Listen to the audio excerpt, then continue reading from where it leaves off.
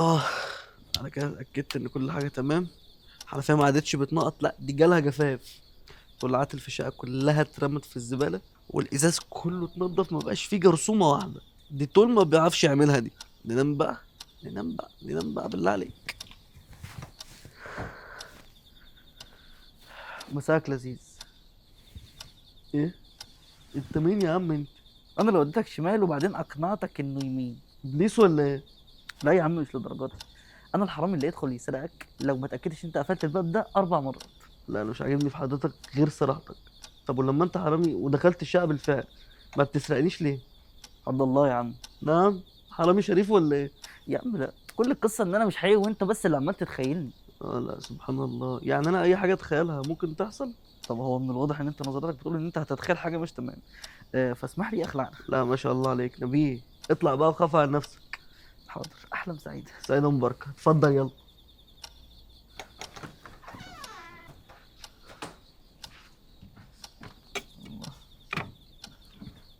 ادي انا قفلت الباب واديت مفتاح اهو. نام بقى. بوم. يا فتاح يا عليم يا رزاق يا كريم. وانت مين يا عم بابا نويل انت كمان؟ انا البوتاجاز. لا والله. مفيش، اقصد ان انت رايح تنام ونسيت تتاكد من البوتاجاز. اه طبعا فيس وبوم، هيطلع ايه؟ اكيد محصل الغاز. اعمل ايه بقى؟ خايف عليك. اطلع بره. في إيه؟ غلطان يعني ان انا خايف عليك؟ مش اسلوب ده على فكره خالص. اسلوب؟ هو انت لسه شفت اسلوب؟ وبعدين خد يلا انت تعالى هنا. انت دخلت منين؟ مش انا قفلت الباب ده 3 مرات دلوقتي؟ ايوه يا طروق، ده انا اللي فتحت له الباب. حرامي، اطلع بره يلا. اطلع بره. خد الهجام ده معاك. انتوا عايزين تجننوني؟ ماشي. يلا انتوا في دماغي.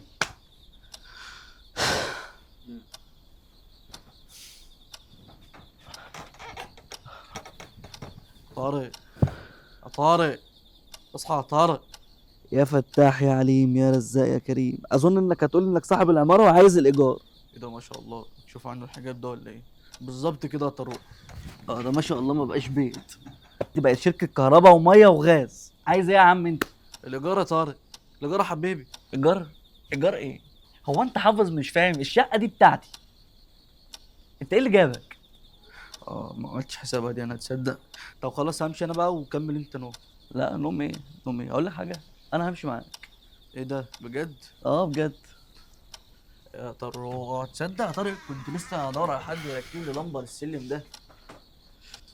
ياه والله العظيم. اه والله، ده حتى الهام اتكعبلت امبارح وكانت هتسقط الولد. ايه ده يا راجل؟ هي الهام حامل؟ اه والله. هو انا ما قلتلكش؟ لا ما قلتليش. يوه يقطعني.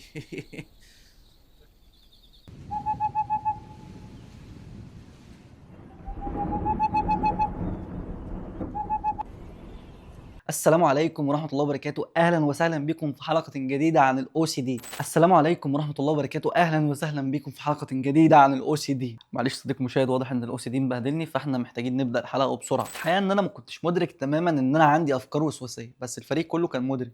الأفكار دي ذكية جدا لأن هي عندها صوت شبه صوتك بالظبط، واللي زود الطين بلة إن أنا أصلا نشأت مع الأفكار الاقتحامية دي، واللي أنا كنت فاكر إن هي أصلا جزء من شخصيتي، إلا إن هي طلعت أفكار فعلا اقتحامية. أفكار هي دخيله عليا. طفل ايه ده اللي عنده 4 سنين وخايف ان هو يموت؟ حبيبي وانا في سنك كان كل مشكلتي ان انا ببقى عايز بامبرز مقاس 5 وهما بيجيبوا لي مقاس 4. ولما كبرت شويه ودخلت مرحله المراهقه، الافكار دي بقى خدت منحنى تاني خالص. بدات اتخيل في جرائم زي ان انا اقعد اتخيل نفسي وانا بعذب حد من اللي حواليا، بالاخص بقى الناس اللي كانت بتضايقني. سامع يا خالتي؟ الافكار دي كانت متطفله لدرجه ان انا كنت بسمع صوت في راسي بيقول لي ان انت لو ما رتبتش المعالق دي والدتك هتموت النهارده، لو ما شبكتش رجليك وانت قاعد هتتسبب في موت اطفال، لو ما غسلتش ايدك 3 مرات بيتك هيتسرق وانت في الشغل، لو ما رتبتش الاقلام على صف واحد هيجي لك مزق في الرقبه. اخ صديقي المشاهد، درج المعالق كان بيشكل ازمه بالنسبه لي. الجزامه كانت معضله فلسفيه. الغساله دوام التفكير ما بتنتهيش. دي مش عيشه بقى دي. كنت مثلا انا ببقى قاعد بذاكر مع صاحبي على المكتب فيفركش الاقلام، فاقعد اظبطهم واسنطرهم كده على الترابيزه فيفركشهم تاني، وواضح ان هو عجبه الموضوع. وسواسي كان بيقنعني ان انا لو حكيت لحد عن اللي انا بمر بيه هيحصل لي مصيبه، او ممكن اموت، او ممكن بالفعل ابدا انفذ الافكار اللي بتجيلي وتتحول بقى من مجرد خيالات لواقع انا عايشه. وكان اخبث ما عانيت منه من الوسواس هو السعي في الكمال، ان انا لازم لما اعمل حاجه تبقى على اكمل وجه. لما اجي اتكلم مثلا لازم اقول اكتر كلام صائب وما اتلعثمش. لما اجي استحمى ما اسيبش في جسمي جرثومه واحده، فكنت اقعد في الحمام بالساعات اقطع في جلدي عشان اموت الجرثومه. يا اما الكوبايه تبقى كلها مليانه يا اشيل الكوبايه اكسرها. حوار ديتول اللي كان بيقضي على 99.9% من الجراثيم ده ما كانش داخل دماغي. اهو بقى الواحد على 10 ده لو انا ما قضيتش عليه هيحصل لي حاجه. تطور الموضوع شويه ووصل لدرجه العلاقات. احساس مستمر جوايا دايما بيقول ان انا لازم ارضي كل الناس حتى لو على حساب نفسي، وده بقى حولني لفريسه سهله جدا تخلي اي نرجسي يشوفني انسب ضحيه يمارس عليها امراضه. وبعدين اتضح لي ان انا مستحيل اذي اي حد زي ما كان بيجي في دماغي. انا مش مغتصب وعنيف وقاتل، انا جميل وحلو وشاطر، ومش هتسرق لو قفلت ستاير الشباك، ومش مضطر اتاكد ان انا قفلت الباب 10 مرات، ومفيش داعي يبقى فيه 3 معالق قصاد كل كرسي على السفره، وصاحبي مش هيسيبني لو اشاره المرور اتحولت للون الاحمر، وابويا وامي مش هيموتوا لو انا ما فكرتش فيهم قبل ما انام، ومش هنط قدام العربيات اكيد، ومش هضرب سواق الميكروباص بالقلم وانا في المواصلات مع ان نفسي اعملها دي. والاهم بقى من كل ده ان انا مش هتسخط قرد لو ما عملتش لايك لصوره الشعراء. ده يا سيدي اللي قالته مريضه بالوسواس القهري لما كانت بتشرح مراحل تطور الوسواس عندها على مدار اكتر من 20 سنه. يا صديقي المشاهد، صدمتك بالهوك كده؟ فكرت ان انا بحكي عن نفسي صح؟ لا، هو انا عندي او سي دي بس خفيف شويه. فزي ما شفت صديقي المشاهد، الوسواس القهري او الاوبسيسيف كومبالسيف ديس اوردر هو مرض بيسبب وساوس قهريه بتخلي الشخص يكرر سلوكيات معينه في محاولة ان هي تخفف التوتر والزن اللي بيجي من الوساوس دي. وحتى لما بتحاول ان انت تتجاهل الافكار دي تفضل ان هي تلح عليك وتوترك، فتضطر ان انت تستجيب ليها وتكرر نفس السلوكيات عشان تخفف التوتر اللي هي اصلا السبب فيه. ويفضل بقى صديقي الموسوس في الحلقة المفرغة اللي ما بتنتهيش دي. على سبيل المثال الفنان هوي مندل صرح ان هو بيعاني من الوسواس القهري مع الجراثيم، لدرجة ان هو ممكن ما يربطش رباط الكوتش لمجرد ان الرباط لمس الارض فبقى عليه جراثيم. ولما جاله فكرة وسواسية ان في جراثيم في شعره حلقه كله. الوسواس القهري هو محاوله للسيطره على عالم خارج عن السيطره، فيفضل الشخص يلاحق وهم عمره ابدا ما يوصل، وهو طبعا وهم الكمال. الوسواس القهري صديقي المشاهد ما بيخرجش عن 5 انماط في الغالب. اما ان الشخص يبقى خايف من الجراثيم والتلوث زي البنت اللي حكينا قصتها من شويه، ان انت تبقى خايف تلمس اي حاجه بالاخص لو في حد قبلك لمسها، او الشك وعدم اليقين زي الشك ان انت تكون ما قفلتش الباب كويس، او سبت البوتاجاز والع، او حتى هاجس التنظيم، وان كل شيء يبقى مترتب بالظبط. لو الصوره دي زاويتها مش مظبوطه تحس ان انت متضايق وسايب البرنامج وعمال تبص عليها ومش قادر تبطل تفكير. او حتى الافكار العدوانيه زي ان انت تفكر ان انت ممكن تاذي نفسك او ممكن تاذي حد من الناس اللي حواليك، او مثلا ان انت تبقى سايق فيجيلك هاجس انه ممكن سلك الفرامل يتقطع فتتسبب ان انت تموت مثلا مجموعه من الناس، او حتى الافكار الغير مرغوب فيها، او مثلا التصورات الجنسيه اللي بتجيلك في اوقات غلط، او ان انت مثلا تبقى واقف في مكان عام فتجيلك فكره تقول لك ماذا لو وقفت صرخت باعلى صوتك وقلت شتيمه وحشه جدا، او تجيلك فكره تانية تخليك بالفعل تشتم في سرك اهلك او مقدسات، او مثلا تشتم الراجل اللي كسر عليك بعربيته. ومع ذلك القايمه دي مش بتحصر كل انواع الاضطرابات الوسواس القهري، لانه بطبيعه الحال دايما هيكون في انواع جديده، والقايمه دي بس بتذكر اكتر الانواع شيوعا. ابو الكباتن انت كده سايبالي مفتوحه، وانا لو بغسل سناني مره في اليوم ممكن افتكر ان انا مريض وسواس. مره في اليوم صديقي انت كده تحت الطبيعي. شكلي فعلا صديق المشاهد لازم اقول لك على ال3 حاجات اللي لو متوفرين في سلوكك فانت بتعاني من اضطراب الوسواسي او اضطراب الوسواس القهري. الحقيقه يا صديقي المشاهد لو متوفر في سلوكك القهري ال3 كلمات دول يبقى الف الف الف مبروك، انت مريض او سي دي. تريجر، افويدنس، رياشورنس. التريجر او المحفز، وده الشيء اللي لما بتشوفه بتبدا الافكار الوسواسيه تتنطط في دماغك. مثلا شخص كل ما بيشوف سكينه بيجيله هاجس انه ممكن في اي وقت يضرب السكينه دي في صاحبه. اللي حصل ان السكينه هنا كانت هي المحفز او التريجر للافكار الوسواسيه، وفي المقابل الشخص ده ما بيحبش يشوف سكاكين خالص عشان يتجنب الافكار دي. والتريجر او المحفز هنا ممكن يبقى حاجات ماديه زي مثلا اشخاص، اماكن، اشياء،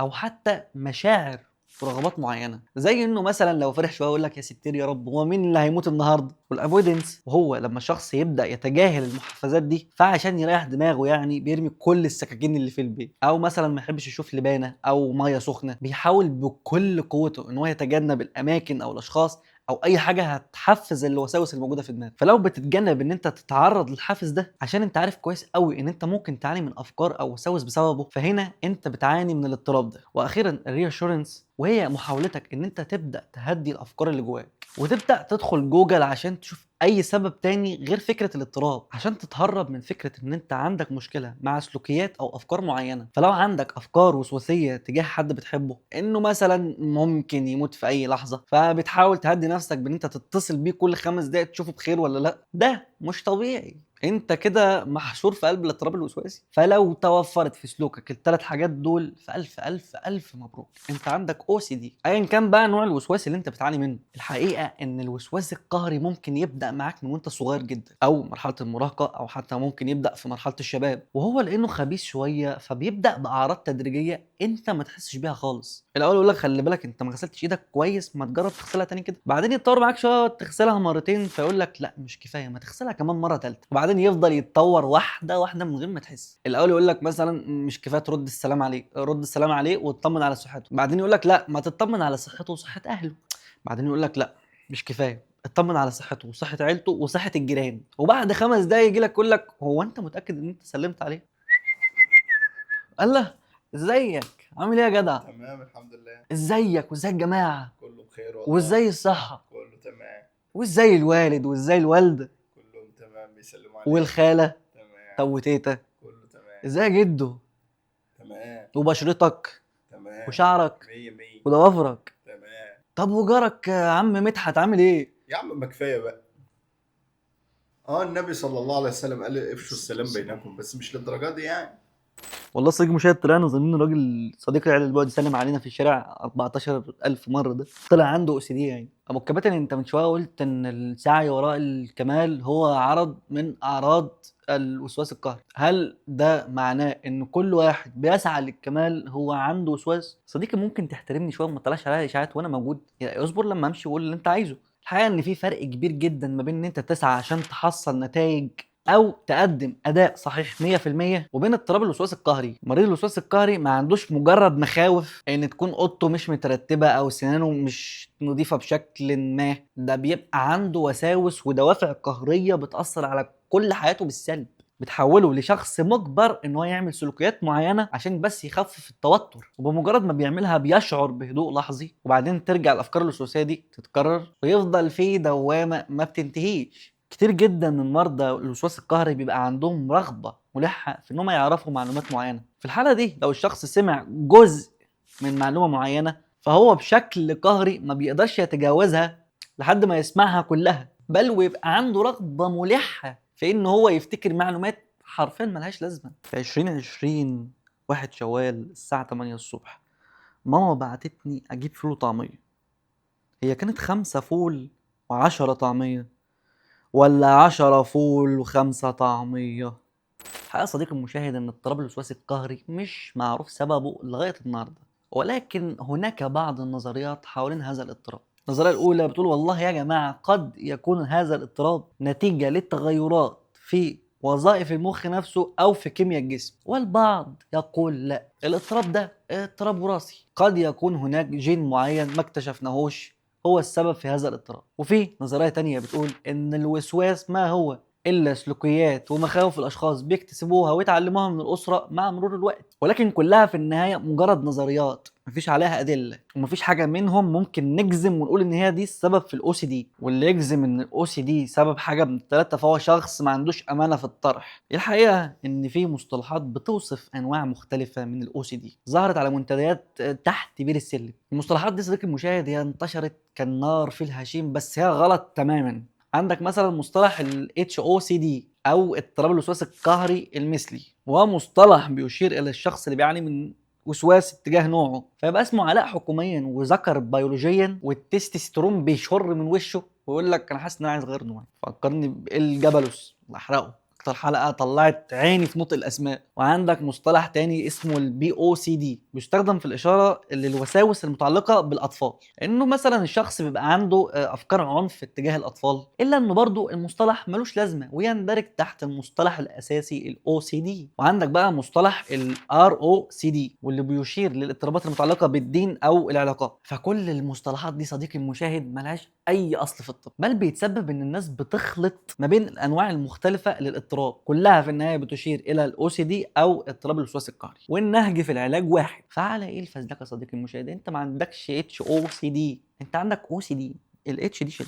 كل ده صديقي المشاهد مش مشكله، ولكن المشكله بتحصل لما مريض الوسواس القهري يتحول من شخص مدرك ان هو عنده مشكله لشخص معتقد ان هو ما عندوش مشكله. وهو ده الاو سي بي دي او الاوبسيسيف كومبالسيف بيرسوناليتي ديس اوردر.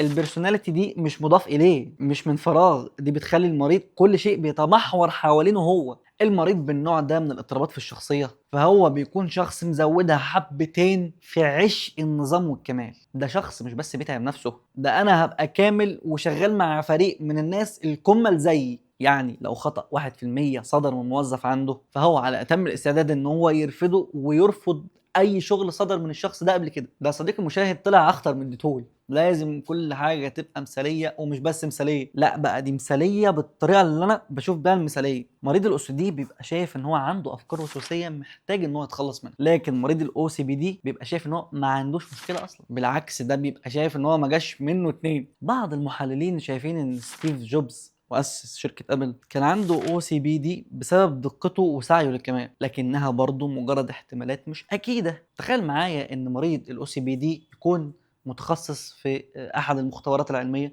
أو عنده أصلا خلل في الإدراك، هيبقى شايف إن أي حد بيقنعه بعكس النظرية اللي هو مؤمن بيها إن ده شخص جاهل وناقص مش كامل زيي. تخيل معايا كمان إن مريض الاو سي بي دي بسبب الخلل في الإدراك عنده موقف معادي من الإله، فهيكون شخص يستحيل اقناعه بعكس اللي هو شايفه، بل وهيبقى بيحارب اي حد بيحاول ان هو يشيل النضاره السوداء دي من على عينه ويوري له الواقع بعيد عن نضارته المشوهه. يعني اقرط وعنده تسدي وكمان اعمى، الحمد لله مش حياتي. الحقيقه ان مريض الاو سي بي دي لو كان واعظ فهو مش هيكون متزمت اخلاقيا زي ما البعض بيدعي، لانه اصلا ما كانش هيقدر يتاقلم مع الدين، بالاخص لو الدين ده هيفرض عليه فروض وقواعد معينه، هو هيبقى شايف ان هو يقدر يخترع قواعد افضل. ففي الغالب ما كانش هيبقى واعظ ولا كان هيبقى مؤمن من الاساس، كان وارد ان هو يبقى ملحد. والعلاج هنا صديقي البني ادم هو ببساطه انك تعامل الوسواس زي بتعامل النوتيفيكيشنز بتاعت برامج التسوق اللي بتجيلك على الميل كل نص ساعه دي. يعني ببساطه تجاهل، والتجاهل هو العدو الاول للوسواس. فلما تجيلك الفكره الوسواسيه اوعى تتجاوب معاها، لان بتجاوبك معاها كانك بتقول له وسواس افتح بقك كده وبتاكله في بقه وتغذيه كده عشان الواد يكبر ويبقى حلو ويكتم على نفسك اكتر. وبدل ما تاكل الوسواس في بقه جرب كده ان انت تنزل صندوق الديسكريبشن وتفتح المراجع عشان بقى يبقى عندك وعي اكبر بالوسواس. وما تنساش بقى اللايك والشير والسبسكرايب وتكتب لنا رايك في تعليق تحب الحلقه الجايه تبقى عن ايه، ولو ما عملتش لايك اعلم ان ستيف جوبز منعك. سلام.